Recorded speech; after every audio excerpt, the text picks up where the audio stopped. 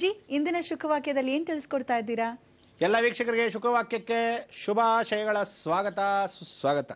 ಬಹಳ ಸಂತೋಷ. ಇವತ್ತಿನ ದಿವಸ ಬಂದಿರತಕ್ಕಂಥ ಗುರುವಾರದಲ್ಲಿ ಏನು ಮಾತಾಡ್ತೀವಿ? ಸಾಧಾರಣವಾಗಿ ಗುರುಗಳ ಬಗ್ಗೆ ಮಾತಾಡ್ತೀವಿ, ಇಲ್ಲ ಬಹಳ ವಿಶೇಷವಾಗಿ ಪ್ರದೋಷದ ಬಗ್ಗೆ ಮಾತಾಡ್ತೀವಿ. ಪ್ರದೋಷದ ಬಗ್ಗೆ ಮಾತಾಡೋದಲ್ಲದೆ ಪ್ರದೋಷ ಸೋಮವಾರ ಬಿದ್ದರೆ ಗುರುವಾರ ಬಿದ್ದರೆ ಮತ್ತಷ್ಟು ವಿಶೇಷ ಅಂತ ಹೇಳ್ತಕ್ಕಂಥ ವಿಚಾರ. ಶನಿವಾರ ಬಿದ್ದಾಗ ಶನೇಶ್ವರನ ಪ್ರದೋಷ, ಶನಿ ಸಂಕ್ರಮಣಾನುಗ್ರಹದಲ್ಲಿ ಸಿದ್ಧಿಯಾದಾಗ ಮತ್ತೊಂದು ವಿಶೇಷವಾದ ಪ್ರದೋಷ.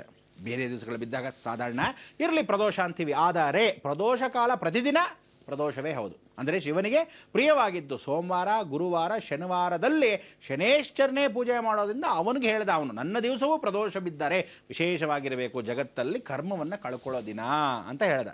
ಬಹಳ ಸಂತೋಷ ಅಂತ ಹೇಳಿ ಆ ಪ್ರದೋಷಗಳಿಗೆ ಸಾಧಾರಣವಾಗಿ ಈ ಶುಕವಾಕ್ಯದಲ್ಲಿ ಏನು ವಿಚಾರ? ಎಲ್ಲ ನಕ್ಷತ್ರದವರು ಎಷ್ಟು ಜನ ಇದ್ದೀರಪ್ಪ? ಒಂದು 27 ಜನ ಇದ್ದೀರಾ. 27 ನಕ್ಷತ್ರದವರು ಅಲ್ವಾ? ಒಂದು ಅಭಿಜಿನ್ ನಕ್ಷತ್ರ, ಅದೇನೋ ಶ್ರವಣ ನಕ್ಷತ್ರ ಧನಿಷ್ಠ ನಕ್ಷತ್ರ ಮಧ್ಯಭಾಗದಲ್ಲಿ, ಅದು 4th ಲೀಪ್ ಇಯರ್, ಅಂದರೆ 4 ದಿನಗಳ ಎಕ್ಸ್ಟ್ರಾ ಅನ್ನೋ ಭಾಗದಲ್ಲಿ 29ನೇ ದಿನ ಬಂದಾಗ ಫೆಬ್ರವರಿಯಲ್ಲಿ 4 ವರ್ಷಕ್ಕೊಮ್ಮೆ ಆ ಬಾಡ ಬಂತು ನೋಡಿ ಅಭಿಜಿನ್. ಅಂದರೆ ಪಾಪ ಆವಾಗ ಹುಟ್ಟುತ್ತಪ್ಪ ಅವ್ನು 4 ವರ್ಷಕ್ಕೊಂದ್ಸಲಿ. ಹಾಗೆ ಬಹಳ ವಿಶೇಷಕರವಾಗಿರ್ತಕ್ಕಂಥ ದಿನ ಈ ಒಂದು ಲೀಪ್ ಇಯರ್ ಅಂತ ಹೇಳ್ತಕ್ಕಂಥದ್ದು ಅಭಿಜಿನ್ ನಕ್ಷತ್ರ. ಈ ಅಭಿಜಿನ್ ನಕ್ಷತ್ರ ಮುಹೂರ್ತ ಅಂತಕ್ಕಂಥದ್ದು ಬಹಳ ಜನಾಗಿ ಆ ಮುಹೂರ್ತವನ್ನು ಕೊಡೋರು. ಏನಕ್ಕೆ ಆ ಮುಹೂರ್ತ ಕೊಡೋರು? ಪ್ರತಿಯೊಬ್ಬ ಮನುಷ್ಯನಿಗೆ 4 ವರ್ಷಕ್ಕೊಮ್ಮೆ ಪ್ರತಿಯೊಂದು ದಶೆನಲ್ಲೂ ಕೆಟ್ಟ ಗುಣಗಳು, ಗೇಟ್ಗಳು ಓಪನ್ ಆಗತ್ತೆ, ಕ್ಲೋಸ್ ಆಗತ್ತೆ. ವಕ್ರವಾಗಿ ನಡೀತಾ ಇರತಕ್ಕಂಥ ಗ್ರಹಗಳು ಸರಿಯಾಗಿ ನಡೆಯಕ್ಕೆ ಶುರುವಾಗುತ್ತೆ, ಸರಿಯಾಗಿ ನಡೀತಾ ಇರೋ ಗ್ರಹಗಳು ವಕ್ರವಾಗಿ ನಡೆಯಕ್ಕೆ ಶುರುವಾಗುತ್ತೆ. ಅಂದರೆ ನಮ್ಮ ಟೈಮಿಂಗ್ಸು ಪ್ರತಿ ಜೀವನ ಪರ್ಯಂತ ಹುಟ್ಟದಾಗಿಂದ ಸಾಯೋವರೆಗೆ ಪ್ರತಿ 4 ವರ್ಷಕ್ಕೆ, ಅಂದರೆ 3.25 ವರ್ಷ ಕರೆಕ್ಟಾಗಿ ನಮ್ಮ ಲೈಫ್ ಚೇಂಜಸ್. ಅದಕ್ಕೆ ಮಕ್ಕಳು ಕೂಡ ಒಂದೊಂದು ದಶೆ ಚೇಂಜ್ ಆದಾಗ 3 ವರ್ಷಕ್ಕೆ ಅದು ಏನೋ ಪಾಪ ಮಗುಗೆ ಯಾವಾಗಲೂ ಕಾಯಿಲೆ, ಚಿಕ್ಕ ಮಗುಗೆ. ಸ್ವಲ್ಪ ದೊಡ್ಡವನು 24 ಗಂಟೆ ಬೀಳ್ತಾ ಇರ್ತಾನೆ ರೀ, ಗೊತ್ತಿಲ್ಲ ಸಾವಿತ್ರಮ್ಮ, ಅದೇನೋ ಗೊತ್ತಿಲ್ಲ ನಮ್ಮ ಮಗ ಬಿದ್ದು ಹೋಗ್ತಾನೆ. ಹೌದಾ ಸುಶೀಲಮ್ಮ? ಯೋಚನೆ ಮಾಡಬೇಡಿ, ನನ್ನ ಮಗಳು ಅಷ್ಟೇನೆ, ಒಂಥರ ಹುಚ್ಚುಚ್ಚಾಗಿ ಆಡ್ತಾಳೆ. ಒಂದು 4 ತಿಂಗಳಾದ್ಮೇಲೆ ಸರಿ ಹೋಗ್ತಾಳೆ. ಅಂದರೆ 4 ವರ್ಷಕ್ಕೊಮ್ಮೆ ಆ ಅಮಾವಾಸ್ಯೆ ಪೌರ್ಣಮಿ ಬಂದಾಗ ಜಾಸ್ತಿ ಆಡ್ತಾಳೆ. ಹೀಗೆ ಒಬ್ಬೊಬ್ಬರಿಗೆ ಒಂದೊಂದು ಚಿಂತೆಗಳು ಈ 4 ವರ್ಷಕ್ಕೊಮ್ಮೆ. ಈ ಕಾಲಚಕ್ರದಲ್ಲಿ ತಿರುಗೋ ಹೋಗೋ ಸಮಯದಲ್ಲಿ ಈ ದೋಷಗಳನ್ನ ಹೇಗೆ ಪರಿಹರಿತ ಮಾಡೋದು? ಅದಕ್ಕೆ ನೀವು ಎಲ್ಲರಿಗೂ ಒಂದೇ ವಿಶೇಷವಾಗಿರ್ತಕ್ಕಂಥ ಅವಧಿಯಲ್ಲ, ಪ್ರತಿಯೊಬ್ಬನಿಗೂ ಒಂದೊಂದು ರೀತಿಯಾದ ಭಗವಂತನ ಸೇವೆ, ಎಲ್ಲರಿಗೂ ಒಂದೊಂದು ಸೇವೆ ಮಾಡ್ತೀರಾ. ಆದರೆ ಎಲ್ಲ ದೇವರಿಗೂ ಮಾಡೋಕ್ಕಿಂತನೂ ಪ್ರದೋಷ ಕಾಲದಲ್ಲಿ ಈಶ್ವರನಿಗೆ ಯಾವ ಪ್ರದೋಷ ಅಂದರೆ ತಿಂಗಳಲ್ಲಿ ನಾವೆಲ್ಲ ನಕ್ಷತ್ರಗಳು 27 ದಿವಸ ಒಂದು ತಿಂಗಳಲ್ಲಿ ತಗೊಂಡ್ರೆ ಒಂದ್ಸಲಿ 2 ಬರುತ್ತೆ, ಒಂದ್ಸಲಿ ಒಂದೇ ತಿಂಗಳಲ್ಲಿ 2 ಸಲ ಇಲ್ಲ, ಒಂದೇ ಸಲಿನೇ ಬರುತ್ತೆ. ಯಾಕಂದರೆ ಇನ್ನೊಂದು ದಿವಸ ಇನ್ನೊಂದು ತಿಂಗಳು ಹೊಟ್ಟೋಗಿರುತ್ತೆ. ಆ ರೀತಿ ಪ್ರಾರಂಭ ಆಗೋದು ಗೊತ್ತಾಗಲ್ಲ. ಆದರೆ ಪ್ರತಿಯೊಬ್ಬನಿಗೂ ಒಂದು ತಿಂಗಳು ಸಿಕ್ಕೇ ಸಿಗತ್ತೆ ಒಂದು ನಕ್ಷತ್ರಕ್ಕೆ. ಆ ನಕ್ಷತ್ರ ಅದೇ ದಿವಸ ಬೆಳೆದ್ರು ಒಂದೇ. ಆ ನಕ್ಷತ್ರದವನು ಇಂಥ ವಿಶೇಷ ಪ್ರದೋಷ ದಿವಸ ಅಂದರೆ ಸೋಮವಾರ ಪ್ರದೋಷ ಅಥವಾ ಗುರುವಾರ ಪ್ರದೋಷ ಅಥವಾ ಶನಿವಾರ ಪ್ರದೋಷದಂದು ಶಿವನಿಗೆ ಯಾವ ರೀತಿಯ ಅಭಿಷೇಕವನ್ನು ಮಾಡಿಸಿದರೆ ಅವನಿಗೆ ಏನು ಫಲ ಸಿಗತ್ತೆ ಅದನ್ನು ಹೇಳಬೇಕಾ ಬೇಡ ನಿಮಗೆ? ಅದಕ್ಕೆ ರೆಡಿ ಮಾಡ್ಕೊಳ್ಳಿ. ಅಶ್ವಿನಿ ಭರಣಿ ಕೃತಿಕಾ ರೋಹಿಣಿ ಮೃಗಶಿರ ಅಂತ ಹೇಳಿ ಎಲ್ಲ ನಕ್ಷತ್ರಗಳನ್ನ ಸಾಲಾಗಿ ಬರ್ಕೊಳ್ಳಿ. 1 2 3 4 5 ಅಂತ ಹೇಳಿ 27 ನಕ್ಷತ್ರಗಳನ್ನ ಬರ್ಕೊತಾ ಇದ್ದೀರಾ? ಎಲ್ಲ ಪೆನ್ನು ಪೇಪರ್ ರೆಡಿ ಮಾಡ್ಕೊಳ್ತಕ್ಕಂಥವ್ರೆಲ್ಲ ಮಾಡ್ಕೊತಾ ಇರಿ. ಎಲ್ಲರೂ ನೇರಾಗಿ ಬರ್ಕೊತಾ ಬನ್ನಿ. ಇದರಲ್ಲಿ ಮೊದಲನೇದಾಗಿ ಒಂದು ನಕ್ಷತ್ರದವನು ಯಾವ ಅಭಿಷೇಕವನ್ನ ಮಾಡಿಸಂದ್ರೆ ಆ ಪರ್ಟಿಕ್ಯುಲರ್ ನಕ್ಷತ್ರ ಅಶ್ವಿನಿಂದನೇ ಪ್ರಾರಂಭ, ಕೊನೆಯದಾಗಿ ರೇವತಿ.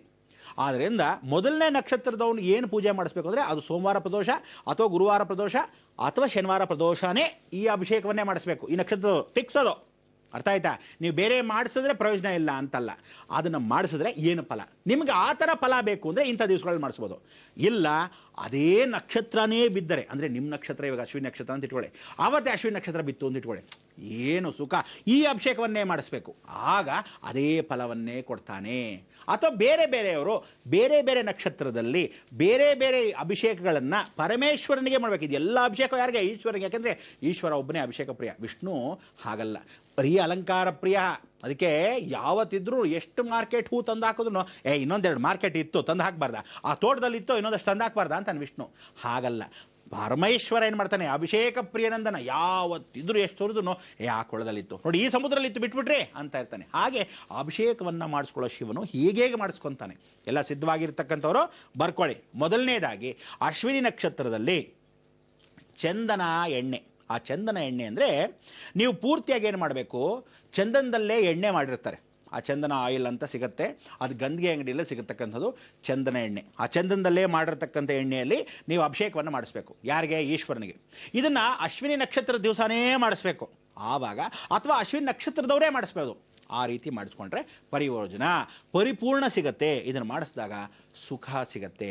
ಏನ್ ಸುಖ ಅಂದರೆ ಜೀವನದಲ್ಲಿ ಏನೇನು ನಿಮಗಿಲ್ಲ ಅದೆಲ್ಲ ಸಿಗತ್ತೆ. ಮನೆ ಇಲ್ಲ, ಮನೆ ಸಿಗತ್ತೆ. ಸುಖ ಅಂದ ತಕ್ಷಣಕ್ಕೆ ಬರೀ ಸುಖ ಅನ್ಕೊಂಡ್ಬಿಡ್ತೀರ ಭಾಳ ಜನ. ಆ ಸುಖವನ್ನು ಸಿಕ್ಕತಕ್ಕಂಥ ಅನುಭವ ಬಹಳ ಚೆನ್ನಾಗಾಗತ್ತೆ. ತದನಂತರ ಏನಾಗುತ್ತೆ, ಜೀವನ ಚರಿತ್ರೆಯಲ್ಲಿ ಪ್ರತಿಯೊಬ್ಬ ಮನುಷ್ಯನಿಗೆ ಸಂತಾನ ಅಭಿವೃದ್ಧಿ ಇಲ್ಲ. ಆ ಸಂತಾನ ಅಭಿವೃದ್ಧಿ ಸುಖ ಅಂದರೆ ಗಂಡ ಹೆಂಡತಿ ಅನ್ಯೋನ್ಯತೆಯೇ ಇಲ್ಲದೆ ಇರತಕ್ಕಂಥಿರುತ್ತಾರೆ.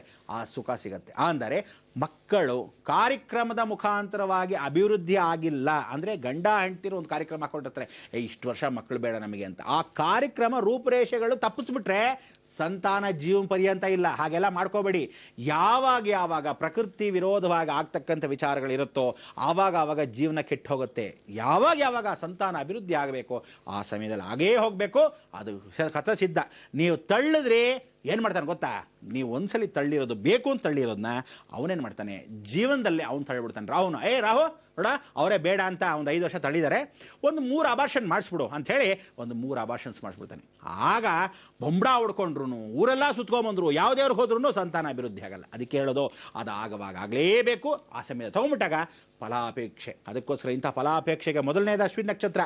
ಆದರೆ ವಿರಾಮ ಬೇಕು ಅಂತ ಇದ್ರ ಮಧ್ಯದಲ್ಲಿ ಶಾಕ್ ಆಗ್ಬಿಟ್ರಾ ಬೇಜಾರು ಮಾಡ್ಕೋಬೇಡಿ, ಹೇಳೋಣ.